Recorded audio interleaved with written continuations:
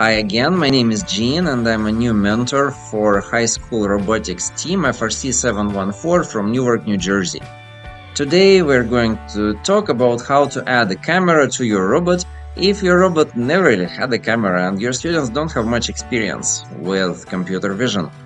We're going to do everything in Python because if you look at what's happening at the job market, your students will need Python when they graduate, even if they're not going to be software engineers. If they're just going to be any kind of engineers, there will be some kind of AI technology to use, and probably the easiest way to use it will be by doing it through Python. So we're going to do computer vision using Python. So if your robot already has photon vision or something more advanced, like a couple of orange GPUs with a bunch of cameras connected to them, then you're in the wrong video from the first place. You probably know what to do, and I don't know why you're even watching this. But if you're just starting with computer vision for your robot, if you don't have much experience with that, then you're in the right place. And what I recommend that you do is you just buy one of those Limelight object detection cameras before they run out of stock during the season, like it happened last year. It's a fantastic device. It plugs into your robot network. It starts publishing the detections into network tables, middleware. And the cool part is you don't have to detect just April tag. You can connect a GPU to it. That Google calls it a TPU, but it's a little different from a GPU, but most other manufacturers would call it a GPU. It's an accelerator that runs neural networks and a few other things really well, so that your camera can detect different objects on the video at 20 frames per second or even faster, can detect game pieces, April tags, people, airplanes, whichever objects are detectable using a neural network model. The neural network model can run on a Coral TPU, and you're going to get the detection results. Is the person on the right? Is the game piece on the left? Is it far ahead? Is it here? What's the X? What's the Y? How big? How small? I highly recommend you just buy one of those, or two or three, and put them on your robot, and that's going to be a great start for your team. That's what we did 2 years ago, I think, before I joined, and it's been great. Now it is time to head out to the command rep swerve code repository. The link is in the description.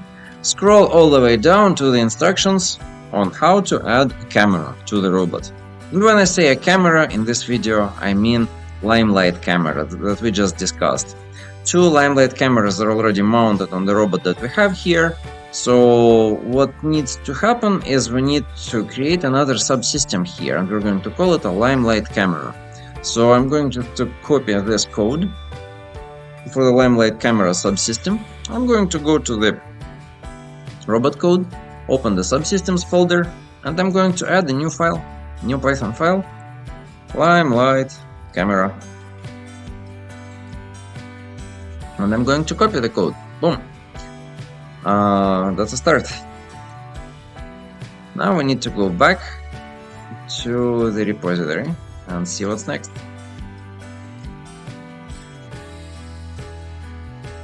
Scroll to the bottom of the instructions or scroll a little further, and apparently at the end of our pyproject.toml we need to add pynetwork tables in order to use network tables to talk with the camera. So I'm gonna head out to my PyCharm. Let's find, here is pyproject.toml, which specifies the dependencies, and yeah, we need to make sure that this list at the end has pynetwork tables. Boom, copy, paste, done. After this, what we should do is we should actually download pynetwork tables by selecting sync configuration and running the sync configuration. The pynetwork tables are getting downloaded. Complete. Fantastic. Alright, what else do we need to do? Inside of robot container.py, wherever we declare all of the subsystems that we want the robot to have, we need to add inside of the init method. Looks like we're gonna need to add another subsystem, one camera, or two cameras if you want. If you have two cameras or four, you can add them all. So here in the beginning of the init method, I'm going to add a camera together with the other subsystems. Problem is it doesn't know what a Limelight camera is because we forgot in the beginning of this module to import Limelight camera. So we need to put this line, importing of Limelight camera, to the beginning where we import all other robot subsystems. Now I think it understands what Limelight camera is and can use it. Finally, we can add an example of how to actually use a camera to turn the robot to the location of a detected object. For example, we'll see in the video. So say for example, the object is on the right. So camera sees, hey, there is an object and X of that object is 20, plus 20 degrees on the right. It will print this out. And what we want to do is we want to set a negative turn speed, minus 0.005 times 20. So, you know, minus, what is that number? Minus 0.01, right? So the robot slowly rotates in the right direction to start facing the object. Now imagine the object is on the left, maybe minus 10 degrees on the left. X will be negative coming out of camera that detected the object. Then the turn speed will be minus 0.05 times another negative number, positive turn speed. So the robot will be turning left. So that's all there is to it. This simple 4-line function, out of which we don't really need the second line. This simple function is all that you need to be able to turn the robot towards the detected object. Now we only want to do this when the button B is pressed. So we create, hey, here's button B, and we say button B while true, run this command, turn to object, and do it on the robot drive train. Don't do anything else on the drive train while doing this. And after the button is unclicked, we say instant command for the robot to start driving with 0 speed again, which is to stop. So we're gonna copy this to configure button bindings function in here. Where is it? Configure button bindings. There we go. We can always go to declaration of that function like this. And in addition to button A and button Y, what we can do is we can add another piece of code for turning to objects. And that will be assigned to button B in here. Let's see what it looks like. Yeah, I think it's what we wanted. Last move. Inside of the robotic drivetrain, we're going to use a rotate method, but maybe it's not there. Let's check. If it's not there, what we can do is we can add the rotate method at the end of the robotic drivetrain subsystem. So drive subsystem, yes, indeed. Rotate, it's not here, so we need to add the rotate method in here. Copying from the instructions.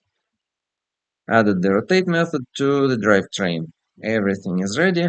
What we can do is we can just run this in sim to be sure that there is nothing obvious wrong. No obvious errors pop out in here. Next up, we need to deploy it to the real robot.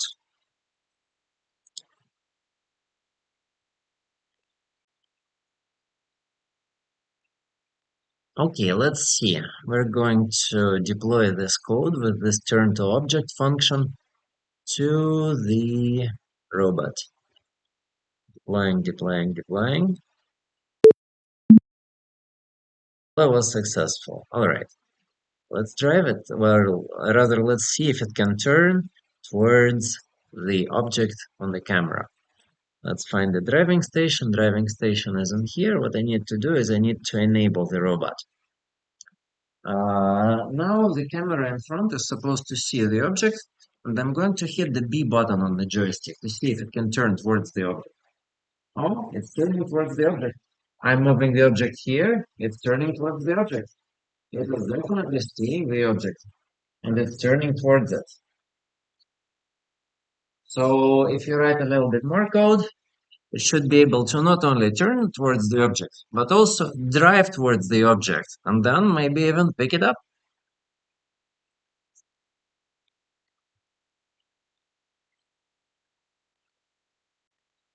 For example, maybe we can write a little bit more code and make it do something more fun with the same camera.